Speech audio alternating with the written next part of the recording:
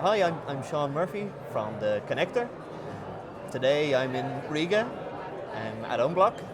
I'd like to introduce you to Alexander from Black Manta Capital. Alexander, please tell us a bit about Black Manta and what do you do? Hi Sean, yes, thank you for the invite. Yes, I'm Alex, I'm the CEO of Black Manta Capital Partners. We run a digital investment banking business focused on digital and tokenized assets. So we are a fully regulated MiFID II institute out of Germany and providing tokenization as a service to our clients, from structuring of products, technical infrastructure, as well as then distribution activities through our license in the European Union. Okay, and what type of assets are you seeing being tokenized? I mean, you can tokenize everything. Yeah. We focus on, so we did a lot of real estate in the past. We're now doing some commodities like gold tokenization or any other like copper or nickel we did last year. Then tokenization of traditional financial instruments like money market funds. Okay.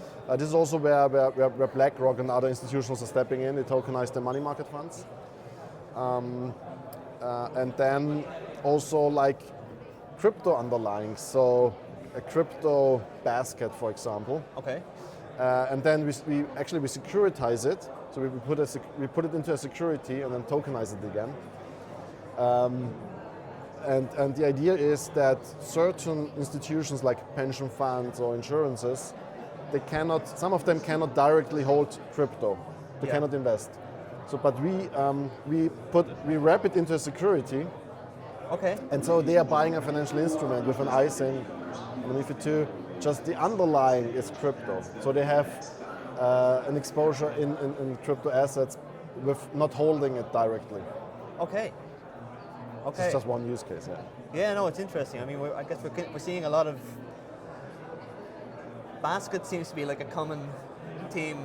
I keep on seeing it's like everybody's trying to diversify risk in some way, shape or form. I mean, I think even in currency now, I mean, everything was previously denominated in dollars, right? But now I'm hearing I think the idea is being explored a lot more actively about, creating baskets of currencies rather than having one thing.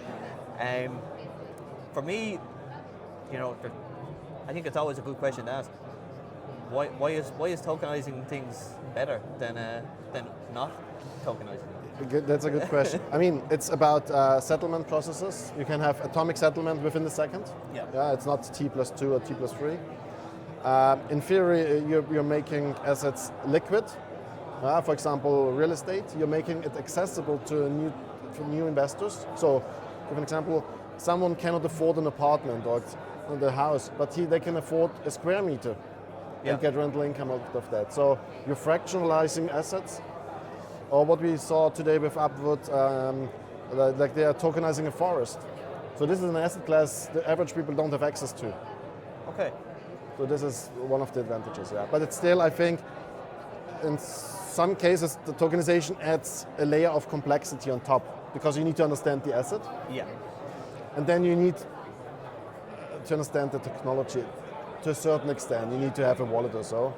And I think this is where the industry needs to get. We need to stop selling the tokenization itself, because if I'm buying, I don't know, an Apple stock through my bank or my broker, I don't care if it's settled on Clearstream or Euroclear. The tech behind it, I don't care. It needs to work. And the same is with tokenization. At some point, it will be tokenized, but you won't. You won't know about it. You won't see it. Yeah. No, it's funny. Like things like Euroclear. I'd never even heard of Euroclear until like 3 years ago, and now it's. But it powers everything, right? I mean, it's a huge. It's really crazy. I always find it interesting with tokenization. I think land is a good example. I mean, I always feel like there's things that can never be captured in the tokenization, right? So I mean, if I have a house and if somebody opens a pig farm, 100 down the street, it's going to devalue the asset, right? But it's never going to show up in the tokenization. Now, I understand that's kind of a crazy example, right? But I mean, what's that process look like when you decide how to tokenize something? How do you do your best to capture as much as possible? I mean, this is the same process as you would have in a traditional financing. So you need to do your due diligence. You need to do the legal preparations, because in the end we're creating a financial instrument. So you need to file it with the regulator. If you want to go retail, you need to have like the offering memorandum, etc. So there are a lot of processes involved, and then you add the tokenization. And I think what needs to be clear when you want to start tokenizing something, you need to know who is my target investor group. Is it the retail investor? Then it's a 90% marketing game. If it's a professional or institutional investor, then it's a different approach. Yeah. And also you need to consider this in product structuring. You know, they might want to have a higher yield, or they want to have the more liquid product. The redemption process probably needs to be monthly, or there's certain things you need to consider in the structuring process. Okay, and what type of areas of the market are you seeing the most traction in at the moment, and why is it moving now than it used to? On the institutional side, it's tokenized money market funds still, or now also tokenized corporate bonds. Okay. But also everything high liquid. Institutionals, they want to be able to sell it whenever they want to sell it. Yeah. So they won't probably not go into tokenized real estate. Yeah. This is more for a retail investor. Yeah, there's real parallels between like the atomic settlement thing is huge, right? And I mean that's why stablecoins right now are kind of taking off in such a big way, right? Because people realize, T+1 and T+2 is not good enough, right? So I think Citi did this, but also JP Morgan, they have their own coin. They have Onyx, yeah. But why did they do it? It's not for the end client. It's if Citibank wires $1 million from Singapore to New York, it took 3 days.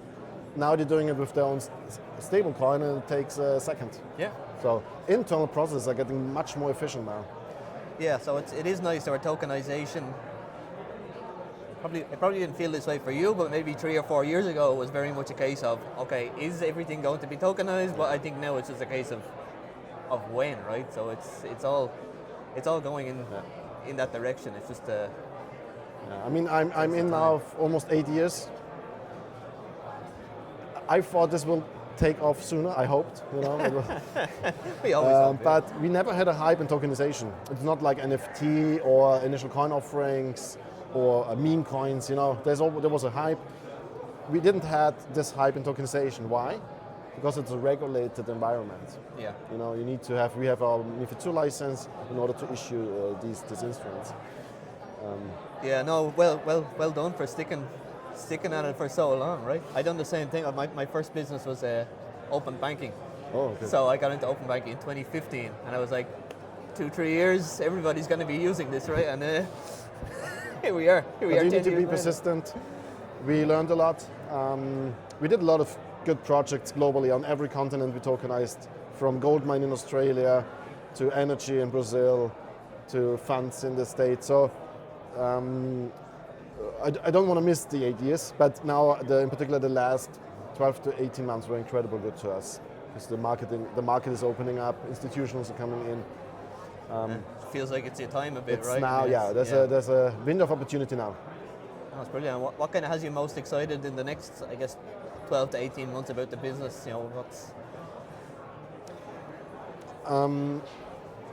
What we see also now with MiCA and other regulatory requirements is a consolidation in the market. So a lot of companies are also closing down because they cannot afford the compliance overhead. So this is also an opportunity to take over, buy and build. We see increased interest, in particular from the States, in coming into the European market, tapping in. So a lot of liquidity is provided now, investments. So this is from a corporate perspective or shareholder perspective. And on the market, we have a full pipeline. We have high demand for our services. I mean, tokenization is just one of 8 revenue streams. Yeah. So we have other videos also doing traditional listings and a node operator and providing tied agent services, a regulatory framework to other companies. So it's finally, after many years, the market is good to us. So I'm very excited what comes next. No, that's brilliant. Alexander, is there anything else you'd like to share before we finish? I don't know. No. A lot, but a lot. But we could be here for a long time. Yeah. But no, thank you so much. It was a pleasure meeting you. I hope you enjoyed Unblock, and yeah, we'll talk again. Yes. Thank you, Sean. Thanks so much.